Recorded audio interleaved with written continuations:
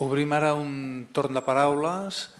Demaneu, sisplau, crec que es necessita el micròfon, perquè si no els traductors no podran fer la seva feina.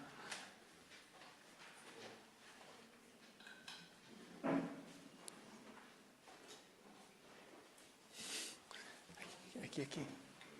La Mili.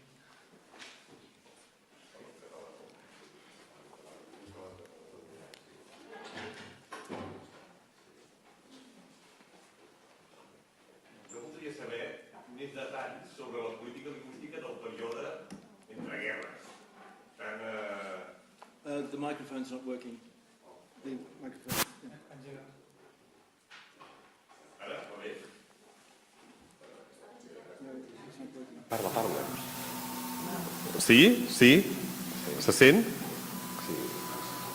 No, volia saber que si em poden donar més detalls de la política lingüística en el període entre la Primera Guerra Mundial i la Segona, el període en què són independents les dues repúbliques. I també políticament quin tipus de règim hi ha en aquest temps.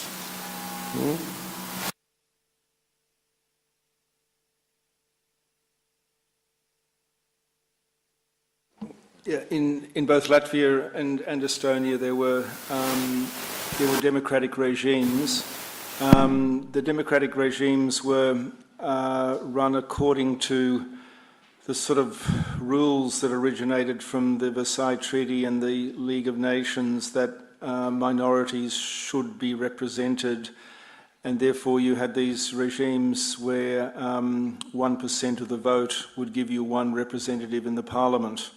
As a result, you had these enormous, large numbers of parties in the parliament, which made policy very difficult. It also meant that the parliaments themselves actually ran in several languages, because you did have, particularly in Latvia, you had Russian representatives, you had Jewish representatives, you had always 3 or 4 Jewish parties. You had the German party. There was sort of like, I think 6% of Germans in the population, but they always scored more than 6% of voting, because everyone thought that the Germans were the only ones who actually had it together. There was only one German party, but everyone else had different parties. The Russians had several parties. Latvians, the bourgeois parties, were always fighting with each other. So you had this sort of very mixed democracy, which allowed, very democratic representation, but very difficult to actually have effective governments. It did mean, for example, however, that in the Latvian parliament, all languages were used. So people could use German, people could use Latvian, people could use Russian in the parliament, and all those 3 languages were understood by, anyone in parliament. The authoritarian regimes, when it came in, basically stopped parliament. And that was also the case in Estonia. Now, they were very mild regimes, but the situation of the minorities was always a sort of a political issue, as it was in the rest of Eastern Europe. There were very progressive minority policies of cultural autonomy, so that, for example, the Germans could run their schools, Russians could run their schools, and so on, so that you had this, and that was all often of quite high status, in terms of German schools and that. But this policy of cultural autonomy was also something that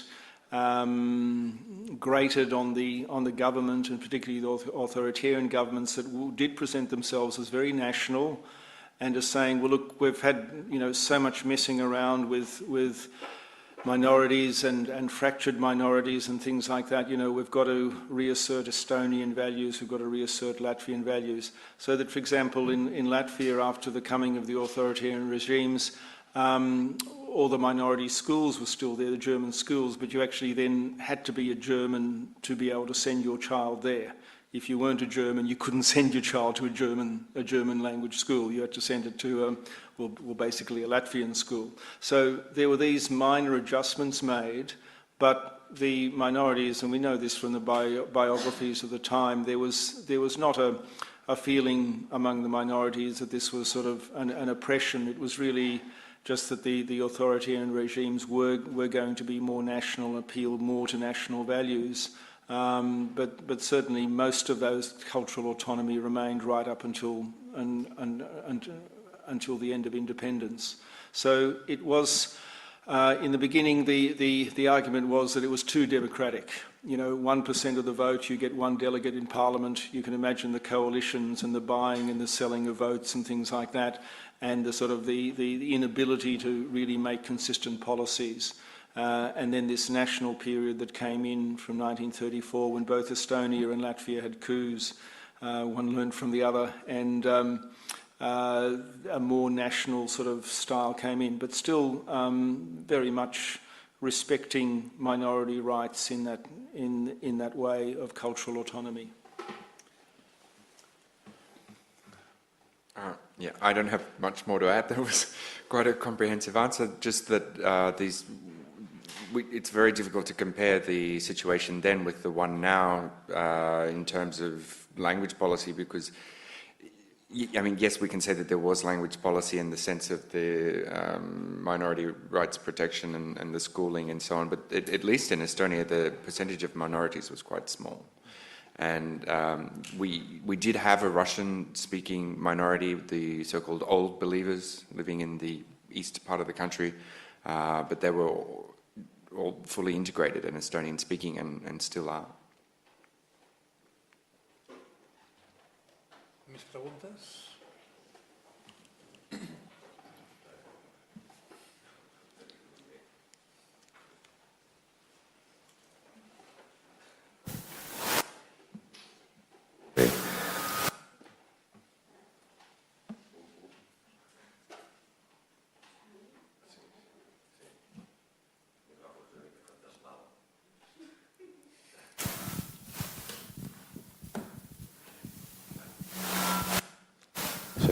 Ara sí. No, jo voldria... En aquests dos casos hem vist...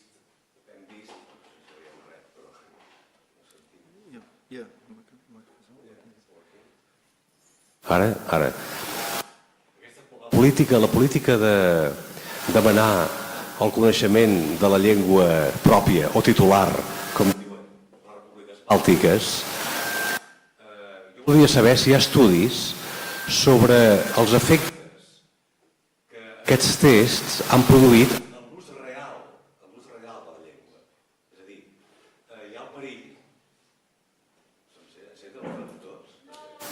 No se sent res, no? O sigui, hi ha el perill que aquests tests siguin només un document que avaluïn una competència gramatical o formal, però en canvi que no capacita realment els individus per utilitzar la llengua.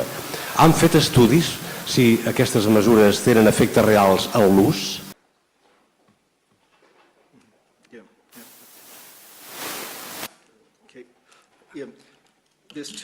There's two sides to this question. One is that the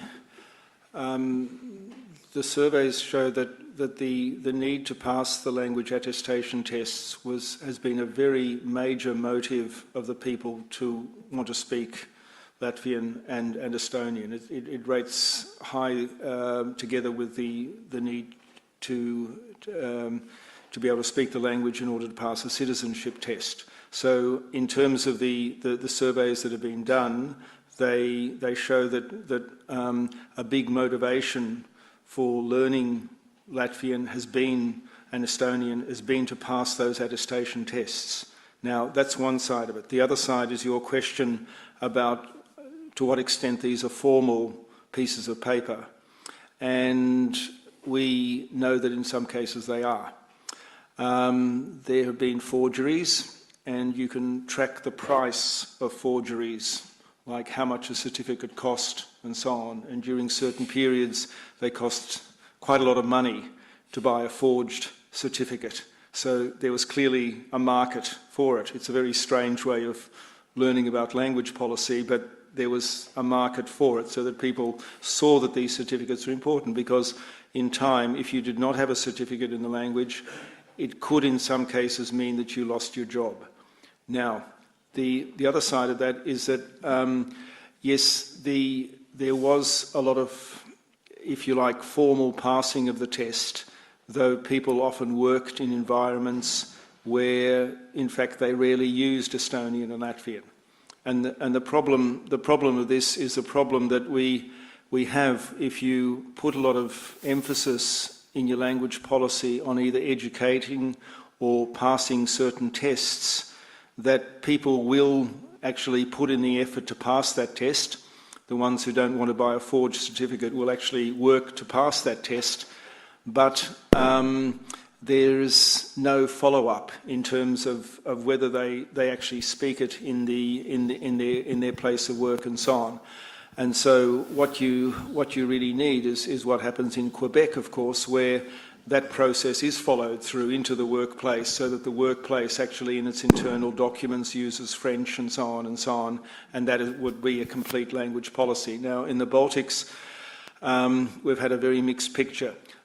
As I mentioned, about 500,000 people, more than 500,000 people in Latvia have passed those attestation tests. Certainly, because of the general rise of the level of Latvian, the level of language use, many people who perhaps at the beginning would not have been using any Latvian in their place of work passed the test, nevertheless in time would be speaking more Latvian.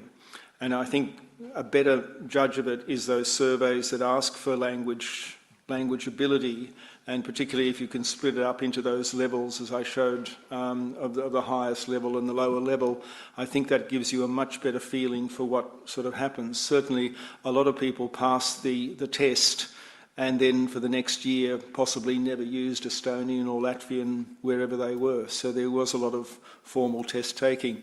There's a very good Lithuanian linguist, Pudrita is her name, and she says that, look, you can't simply rely on things like tests, and you also can't rely on policies and say, well, education will be the answer, because she says that if you pour money into education, but you don't ensure that language is used elsewhere in society, then you're simply pouring money into an empty bucket. Into a bucket with a hole in it. It sort of simply is useless. So you must ensure that there's not only the educational effort or the testing effort, but also that there are real possibilities of using the language and a necessity to use the language in other ways. And that's what we've found in places like Quebec and in the Baltic states. We're sort of halfway there.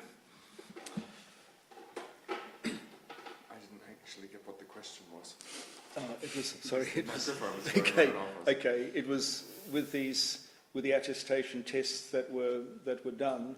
To what extent was that a sort of a formal paper gathering or a false sense of what people's capacity really was? Well, in the cases that I already mentioned, you do come